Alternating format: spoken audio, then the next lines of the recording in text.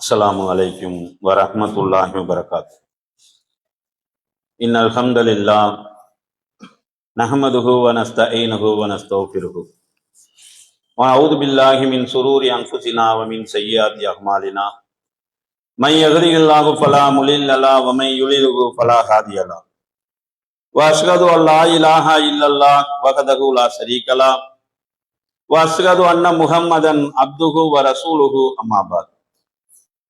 فقد قال الله تعالى في قرآن العليم يا أيها الناس اتقوا ربكم الذي خلقكم من نفس واحدة وخلق منها زوجها وبث منهما رجالا كثيرا ونساء واتقوا الله الذي تساءلون به والأرحام إن الله كان عليكم رقيبا يا أيها الذين آمنوا اتقوا الله وقولوا قولا سديدا يصلح لكم أعمالكم ويغفر لكم ذنوبكم ومن يطع الله ورسوله فقد فاز فوزا عظيما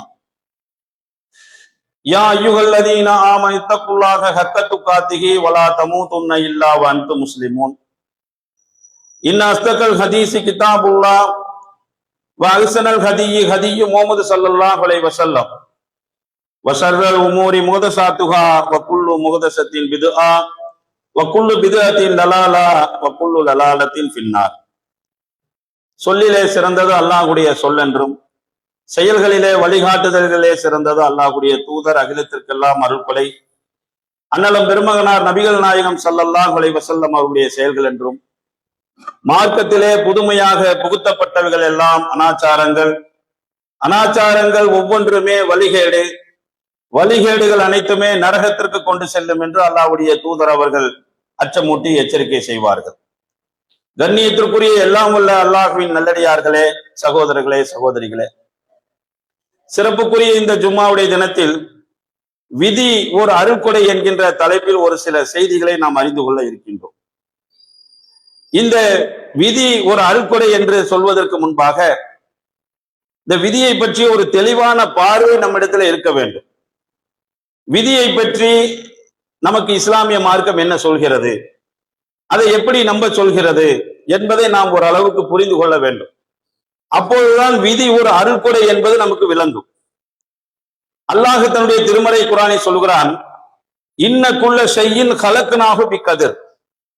ஒவ்வொரு பொருளையும் ஒரு விதியின்படியே உண்டாக்கி இருக்கிறோம். இந்த வானங்கள், பூமி அனைத்துமே, அனைத்து விதமான படைப்புகளுக்கும் ஒரு விதி இருக்கிறது. அல்லாஹ் ரப்புல் ஆலமீன் லௌஃபுல் மௌஃபுல் என்று சொல்லக்கூடிய ஒரு பதிவேட்டிலே அனைத்தையும் பதிவு செய்து விட்டார். நபிகள் நாயகம் ஸல்லல்லாஹு அலைஹி வஸல்லம் அவர்கள் சொன்னார்கள், வானங்கள் மற்றும் பூமி இவைகளை அமைப்பதற்கு முன்பாக 50,000 ஆண்டுகளுக்கு முன்பாகவே அல்லாஹ் பதிவு செய்து விட்டான், அனைத்தையும் எழுதிவிட்டான். உங்களில் ஒருவர் ஒரு தாயினுடைய கருவறையில இருக்கும் பொழுது இந்திரிய துளியாக 40 நாட்கள் தங்க வைக்கப்படுகிறீர்கள். அதற்கு பிறகாக கரு முட்டையாக 40 நாட்கள் அந்த கருப்பையிலே தொங்க வைக்கப்படுகிறீர்கள். அதற்கடுத்து 40 நாட்கள் சதை கட்டியாக மென்றப்பட்ட ஒரு சதை பிண்டமாக ஹதீஸில் அப்படி வருகிறது. 40 நாட்கள் தங்க வைக்கப்படுகிறீர்கள். மொத்தம் 120 நாட்கள். இந்த 120 நாட்கள் தங்க வைக்கப்பட்ட பிறகு அல்லாஹ் ரப்புல் ஆலமீன் ஒரு வானவரை அனுப்புகிறான். அந்த வானவர் 4 விஷயங்களை எழுதுகிறார். அந்த மனிதனிடத்திலே 4 விஷயங்களை அவர் எழுதி முடிக்கிறார். இந்த 4 விஷயங்கள் என்ன? அவனுடைய வாழ்வாதாரம், ரிஸ்க் தீர்மானிக்கப்படுகிறது. அவனுடைய வாழ்வியல் தீர்மானிக்கப்படுகிறது. அடுத்ததாக அவன் எங்கே எப்படிப்பட்ட சூழலில் வாழ்வான், அவன் எத்தனை ஆண்டுகள் வாழ்வான், எங்கே மரணிப்பான், இப்படி அனைத்து விஷயங்களும் எழுதி முடிக்கப்படுகிறது. அதற்கு அடுத்தபடியாக அவன் துர்பாக்கியசாலியா நற்பாக்கியசாலியா என்பதை அந்த வானவர் எழுதுகிறார். அதற்கடுத்து அவனுக்கு உயிர் ஊதப்படுகிறது என்று நபி ஸல்லல்லாஹு அலைஹி வஸல்லம் அவர்கள் சொன்னார்கள். சஹீஹுல் புகாரில வரக்கூடிய ஒரு செய்தி. அப்போ அல்லாஹ் ரப்புல் ஆலமீன் விதியை ஏற்கனவே உண்டாக்கி விட்டான். அனைத்துமே பதிவு செய்யப்பட்டு விட்டது. நன்மை தீமை அனைத்துமே அல்லாஹ்விடமிருந்து வருகிறது என்பதை ஒரு முஸ்லிம் நம்ப வேண்டும். அனைத்துமே அல்லாஹ்விடமிருந்து தான் வருகிறது. திருக்குர்ஆனில் நீங்கள் ஏகப்பட்ட வசனங்களை பார்க்கலாம். ஐனமா தகூனு யுத்ரிக்குமுல் மௌத் வலவ் குன்தும் ஃபீ புரூஜி முஸய்யிதா, நீங்கள் எங்கே இருந்த போதிலும் உங்களை மரணம் வந்தடைந்தே தீரும், அது உறுதியாக கட்டப்பட்ட இரும்பு கோட்டைகளில் இருந்தாலும் சரியே என்று அல்லாஹ் சொல்லுகிறானே. அந்த வரிசையில் அல்லாஹ் சொல்லுவான், குல்லு மின் இன்டில்லாஹ், நன்மை தீமை அனைத்துமே அல்லாஹ்விடம் இருந்துதான் வருகிறது. எல்லாமே அல்லாஹ்விடம் இருந்துதான் வருகிறது.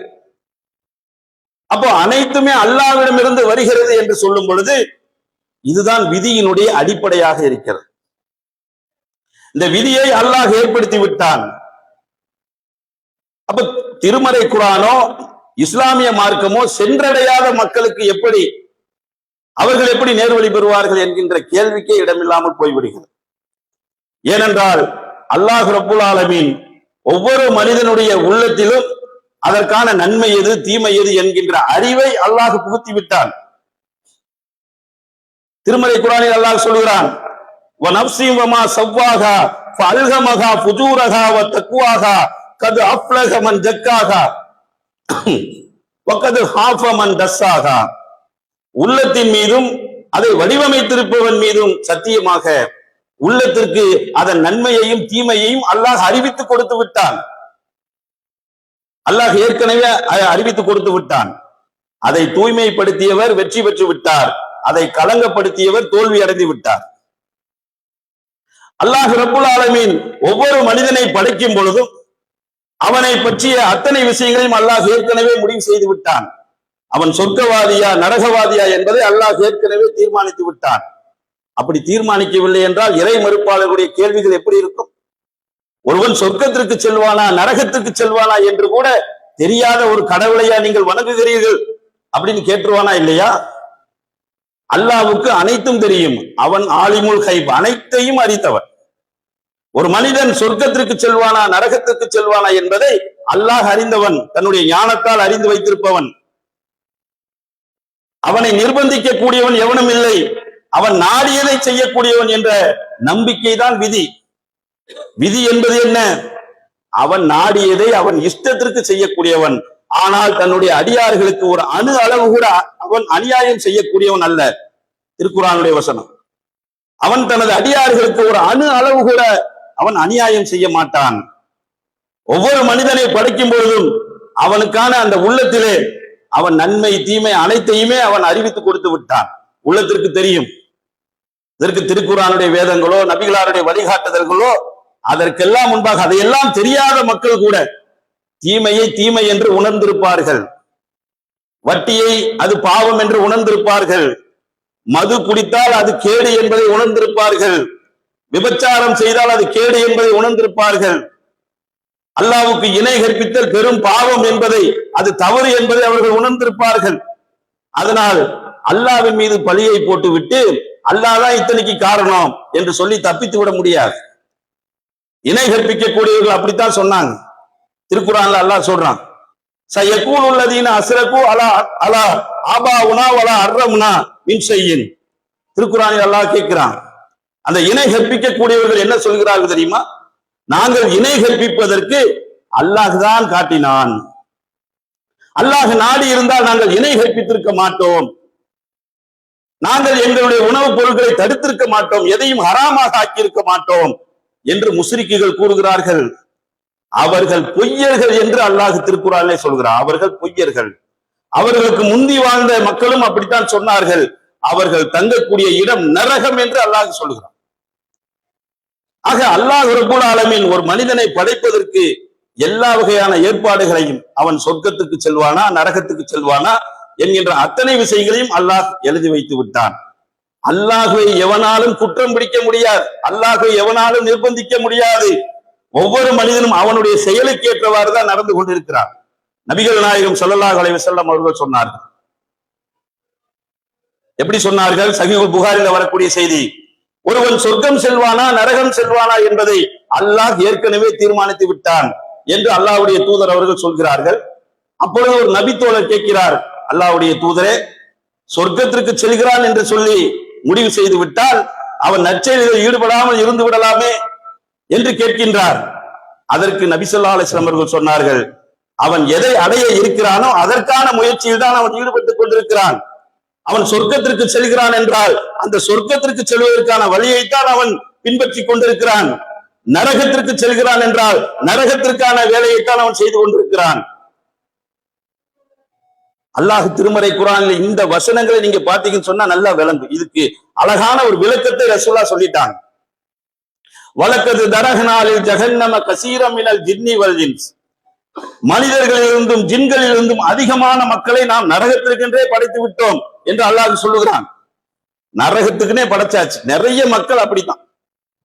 இப்படி அல்லாஹ் சொல்றான்னா, இன்னொரு வசனத்தில் அல்லாஹ் சொல்றான், வ அல்லைஸலில் இன்சானி இல்லா மா ஸஹா வ அன்ன ஸஹியகு ஸௌஃப யுரா.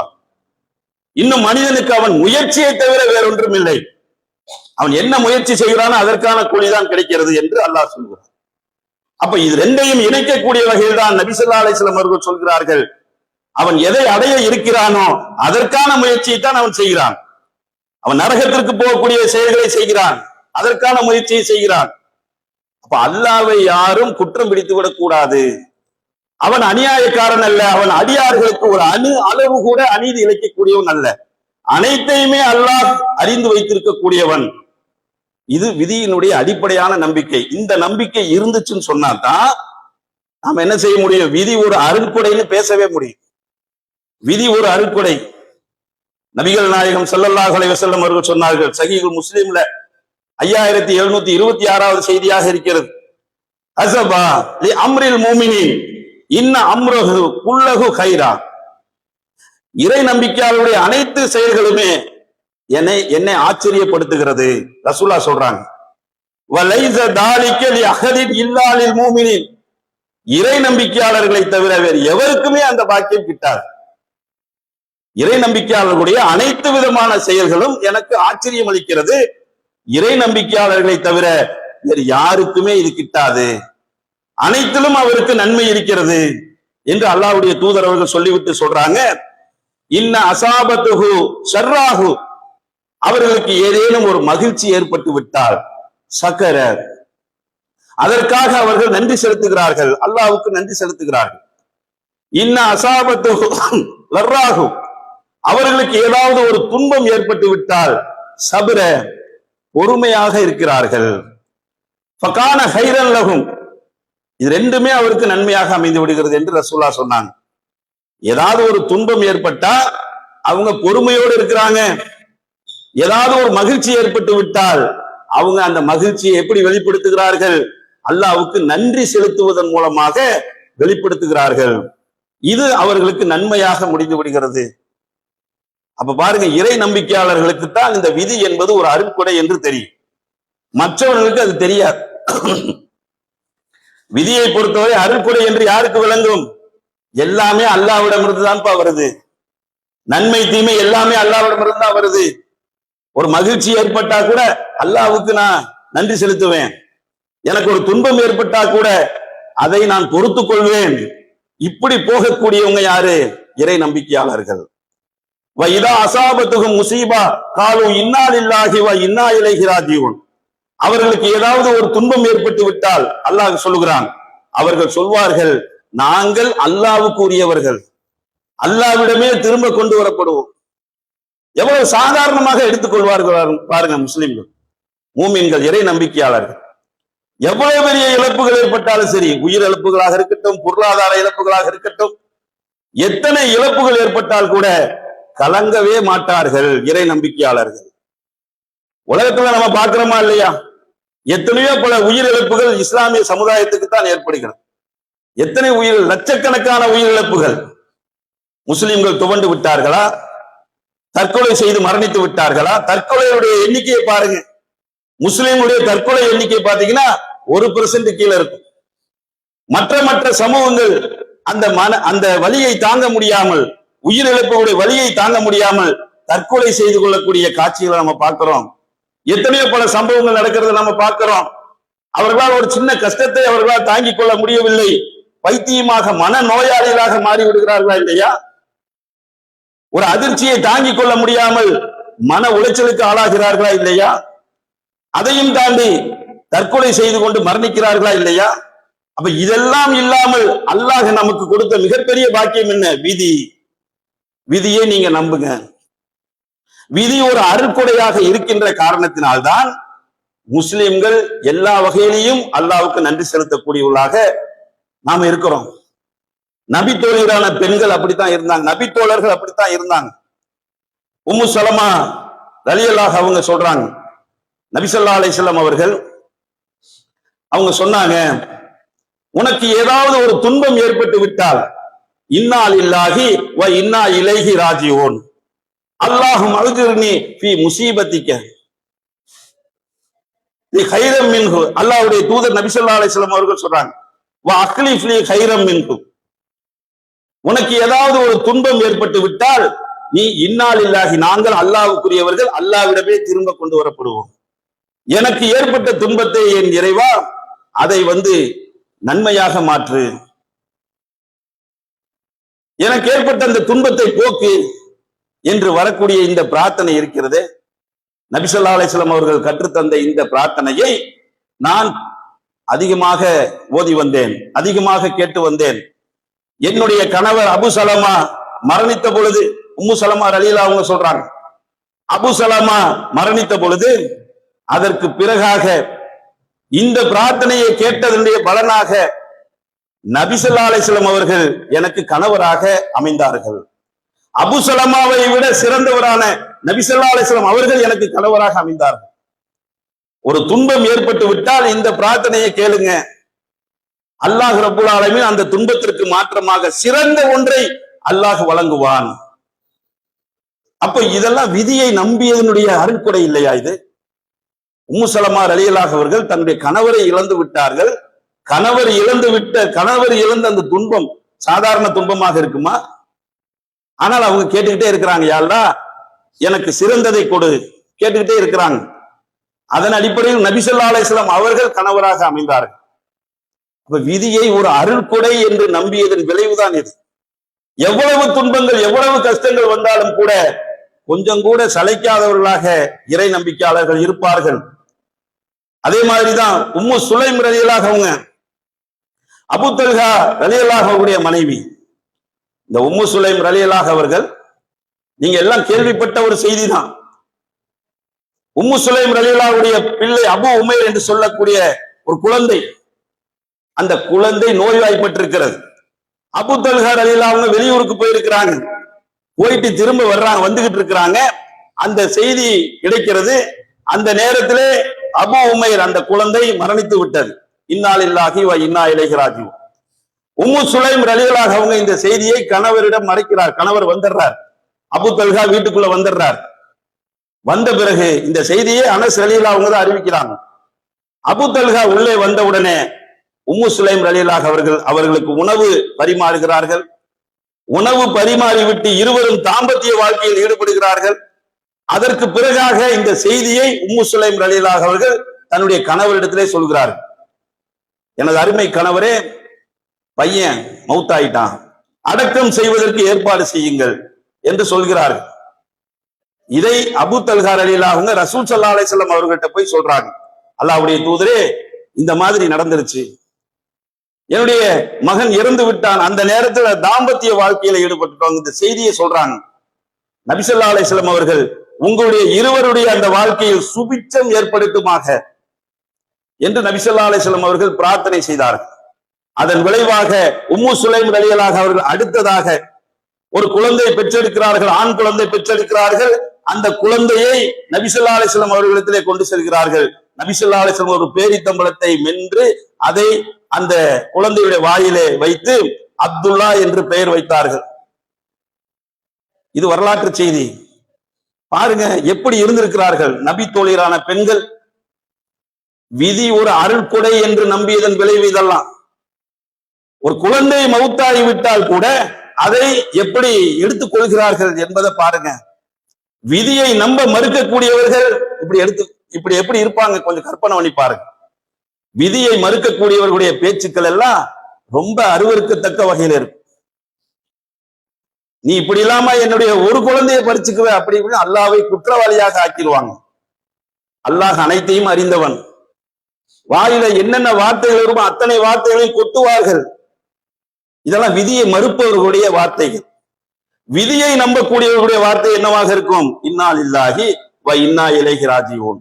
நாங்கள் அல்லாஹ்வுக்குரியவர்கள், அல்லாஹ்விடமே திரும்ப செல்ல இருக்கிறோம். எல்லாரும் அல்லாஹ்ட்ட தான் போக போறோம். யார் இந்த உலகத்துல நிரந்தரமா இருக்க போறது இல்லையே. எப்படியா இருந்தாலும் அல்லாஹ்ட்ட தானே போக போறோம்.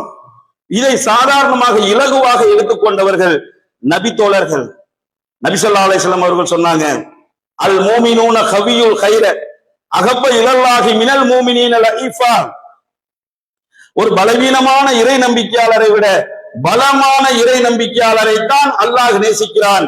அனைவரிடத்திலும் நன்மை இருக்கிறது. நீ இறைவனிடத்திலே உதவி தேடு, தளர்ந்து விடாதே.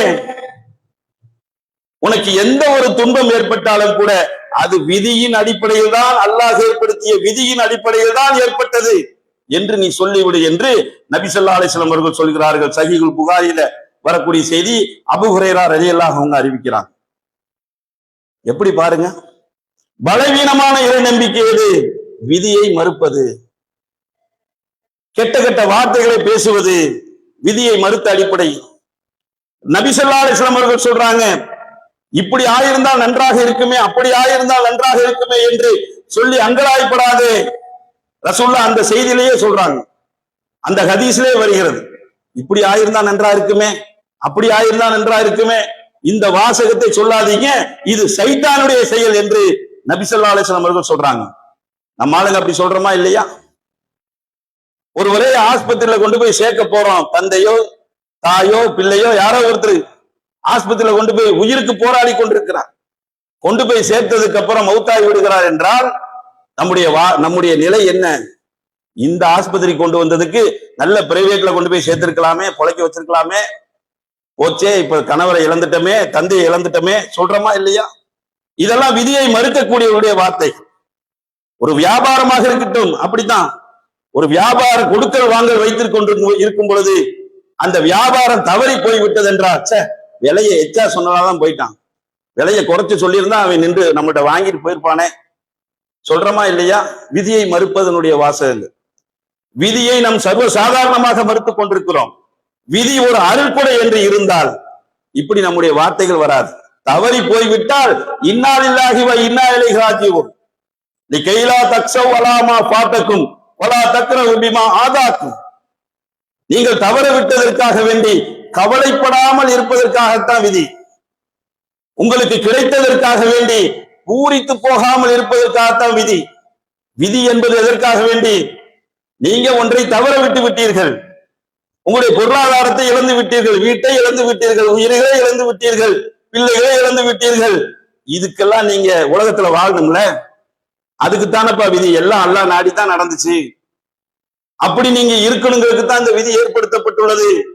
உங்களுக்கு ஏதாவது ஒரு துன்பம் ஏற்பட்டு விட்டதென்றால் நீங்கள் கவலைப்படாமல் இருக்கணும். உங்களுக்கு கிடைத்ததற்காக வேண்டி நீங்கள் அப்படியே பூரித்து போய் தலைகீழ ஆடக்கூடாது, பூரித்து போயிடக்கூடாது. அல்லாஹ் எனக்கு கொடுத்துட்டானா அவனுக்காக நன்றி செலுத்துங்க. ஒரு திருமணமா அல்லாஹ்வுக்கு நன்றி செலுத்துங்க. உங்களுக்கு எந்த ஒரு இன்பங்கள் ஏற்பட்டா கூட அல்லாஹ்வுக்கு நன்றி செலுத்துங்க. அதை விட்டுட்டு ஆட்டம் போடாதீங்க. ஆட்டம் போடுறாங்களா இல்லையா? ஒரு கல்யாணம்னா சாதாரணமா நடக்குதா? கல்யாணம் எல்லாத்துக்கும் தானப்பா நடக்குது, எல்லா சமுதாயத்திலும் தான் கல்யாணம் நடக்குது. அந்த கல்யாணத்தை எப்படி நம்ம சமுதாயம் எப்படி எடுத்துக்கொண்டு செல்கிறது?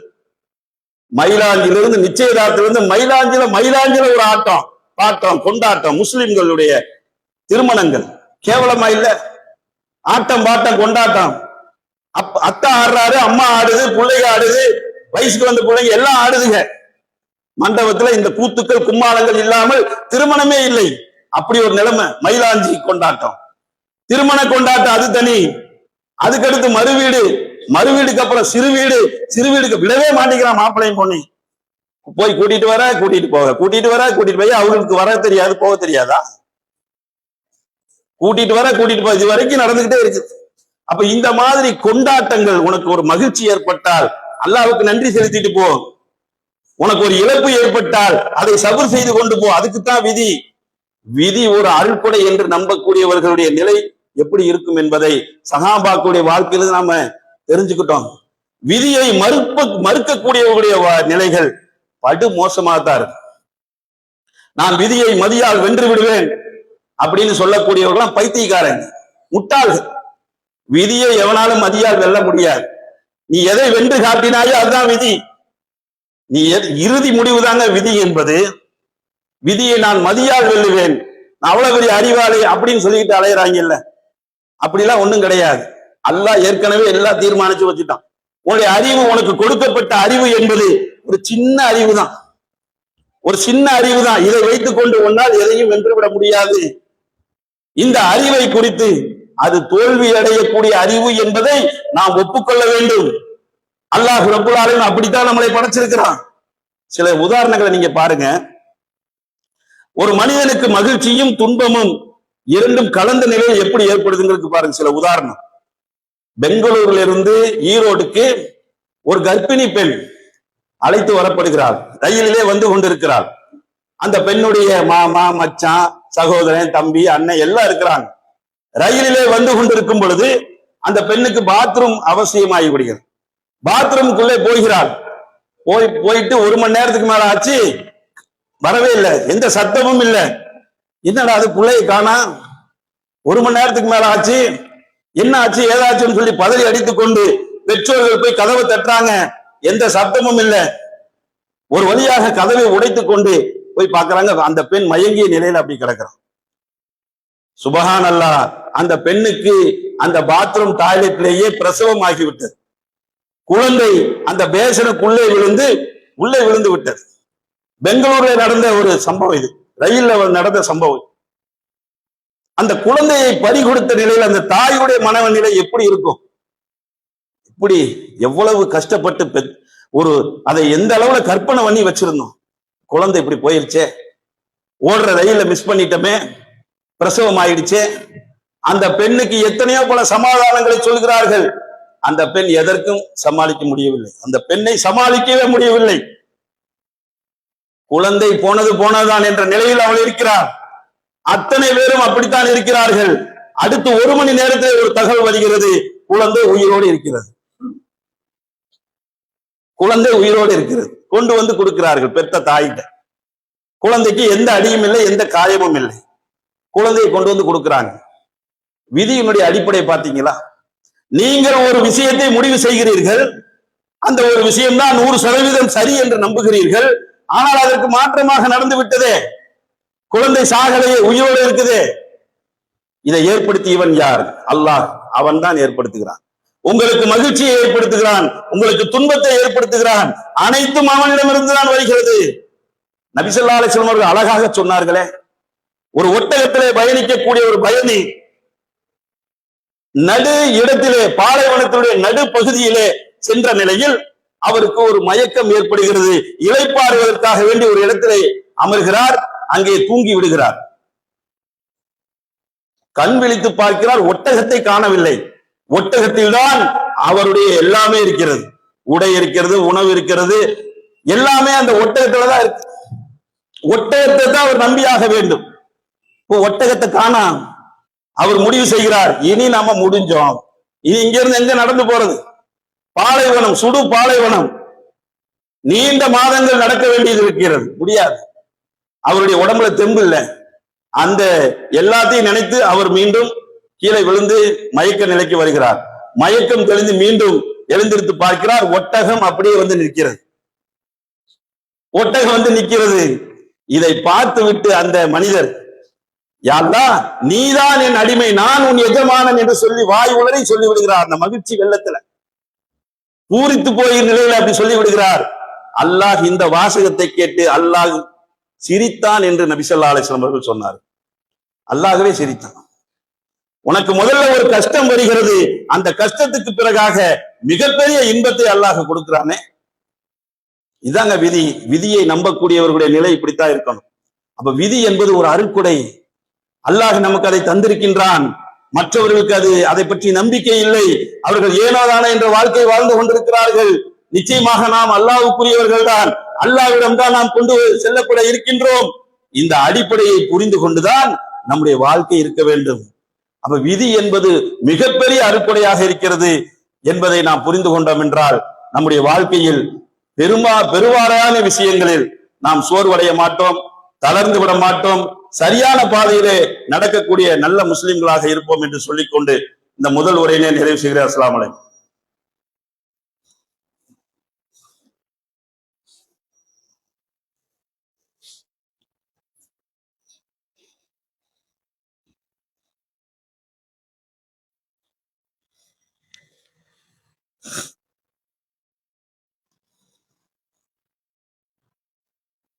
அல்ஹம்துலில்லாஹ். அன்பார்ந்த சகோதர சகோதரிகளே, முதல் உரையில் விதி ஒரு அருட்கொடை என்கின்ற தலைப்பில் ஒரு சில தகவல்கள் சொல்லப்பட்டது. அதன் அடிப்படையில நம்முடைய தாவா பணிகளை அதிகப்படுத்திக் கொள்ள வேண்டும். நம்முடைய இந்த மாவட்டத்திலே மிகவும் குறைந்த அளவிலேயே இந்த தாவா பணிகள் நடந்து கொண்டிருக்கிறது. அல்லாஹ்வை நோக்கி மக்களை அழைக்கக்கூடிய இந்த தாவா பணி என்பது மிக சொற்ப அளவிலே நடந்து கொண்டிருக்கிறது. இந்த மாவட்டம் தான் இல்ல, பெருவாரியாக உள்ள இருக்கக்கூடிய அனைத்து இடங்களை நம்ம பார்க்கிறோம். அப்போ நாம என்ன மார்க்கத்தை படித்திருக்கிறோம்? இந்த தாவா பணி என்பது நம்முடைய உயிர் மூச்சாக இருக்க வேண்டும். தீமைகளை கண்டால் கொந்தளிக்கக்கூடியவர்களாக இருக்க வேண்டும். அப்படி நாம் இருக்கிறோமா? நம்மில் பலர் எல்லாத்தையும் கடந்து செல்ல பழகி கொண்டோம். அல்லாஹ்வுடைய தூதர் அவங்க சொன்னாங்க, மர்ரஆ மின்கும் முன்கரன் ஃபல்யுஹய்யிருஹு பியதிஹி, உங்களில் ஒருவர் ஒரு தீமையை கண்டால் தன்னுடைய கரத்தினால் அதை தடுக்கட்டும். ஃபஇன்லம் யஸ்ததி, அதற்கு இயலாவிட்டால் ஃபபி லிசானிஹி, தன்னுடைய நாவை கொண்டு அதை தடுக்கட்டும். வஇன்லம் யஸ்ததி, அதற்கும் இயலாவிட்டால் ஃபபி கல்பிஹி, தன்னுடைய உள்ளத்தில் அளவாது அதை வெறுத்து ஒதுக்கட்டும். தாலிக அல்கஃபுல் அலல் ஈமான், இது ஈமானுடைய கடைசி நிலை என்று சொன்னார். தீமைகளை தடுக்கக்கூடியவன் முஸ்லிம். முஸ்லிம் என்றால் தீமைகளை கண்டு கொந்தளிக்கக்கூடியவனாக இருப்பான். அப்படி நம்மிடத்தில் அந்த கொந்தளிப்பு இருக்கிறதா? எத்தனை வகையிலான அனாச்சாரங்கள் பல்கி பெருகி நிற்கிறது. இன்றைக்கு பார்க்கிறோம், ஒரு இஸ்லாமிய பெண், ஒரு நடிகன், ஒரு கூத்தாடியை கட்டி பிடித்து மேடையிலே கட்டி பிடிக்கிறாள். கேரளாவை சேர்ந்த ஒரு பெண் ஒரு கூத்தாடியை கட்டி, இஸ்லாமிய பெண் பர்தா அணிந்து கொண்டு, ஏதோ ஒரு நடிகையோ எப்படியோ கூத்தாடி இருந்துட்டு அதை பத்தி பிரச்சனை இல்லை, நீ போயிட்டேன்னு சொல்லிடலாம். ஆனா ஒரு இஸ்லாமிய பெண்ணாக இருந்து கொண்டு அந்த கூத்தாடி கட்டி பிடிக்கிறான், நான் முத்தம் கொடுக்கிறான். இது போன்ற அனாச்சாரங்கள் மேடையிலே பப்ளிக்காக நடக்கிறது. எப்படி வளர்த்தெடுத்திருக்கிறார்கள் பிள்ளைகளை பாருங்க. அல்லாஹ் சொல்லுகிறான், வலா தக்ரபு ஸினா, விபச்சாரத்தின் அருகில் கூட சென்று விடாதீர்கள். பார்வைகளை தாழ்த்திக் கொள்ளுங்கள், கற்புகளை பேணி பாதுகாத்துக் கொள்ளுங்கள். எத்தனை வகையான உபதேசங்கள். ஒரு நடிகனை பார்த்தோன்னு எல்லாத்தையும் தூக்கி எரிஞ்சு போட்டு போய் அவனை முத்தம் கொடுக்கக்கூடிய அந்த கேவலமான ஒரு விஷயத்தை நாம பார்க்கிறோமே, இது எவ்வளவு பெரிய தலைகுனிவு. அப்போ நாம என்ன மாதிரியான நிலையில இருக்கிறோம்? இந்த தீமைகளை எல்லாம் நம்ம கண் கூட பார்க்கிறோம். இதற்கு எதிராக நம்முடைய ரியாக்ஷன் என்ன? நம்ம என்ன செய்யறோம்? நம்ம தாவா பணியை கையில் எடுக்க வேண்டாமா? அழைப்பு பணியை கையில் எடுக்க வேண்டாமா? நம்ம ஒவ்வொருவருடைய மீது அது கடமை இல்லையா? அன்பார்ந்த சகோதரர்களே, இந்த தீமைகளுக்கு எதிராக நாம் களத்திலே இருக்க வேண்டும். அதற்காக நம்முடைய நேரத்தை ஒரு அளவுக்காக, நம்முடைய பொருளாதாரத்தை தேடுவது எவ்வளவு கவனம் செலுத்துகிறோம். இந்த தீமைகளை தடுக்கக்கூடிய இந்த பணிகள் விஷயத்தில் கொஞ்சமாவது நேரத்தை செலவிட்டு நீங்கள் தாவா பணிகளை இறங்குங்கள். தாவா பணி செய்வது ஒரு முஸ்லிமுடைய கட்டாயமான கடமையாக இருக்கிறது என்பதை புரிந்து நடக்கக்கூடிய நன்மக்களாக இருக்க வேண்டும் சொல்லிக்கொண்டு இந்த இரண்டாம் முறையினை நிறைவு செய்கிறார். அஸ்ஸலாமு அலைக்கும்.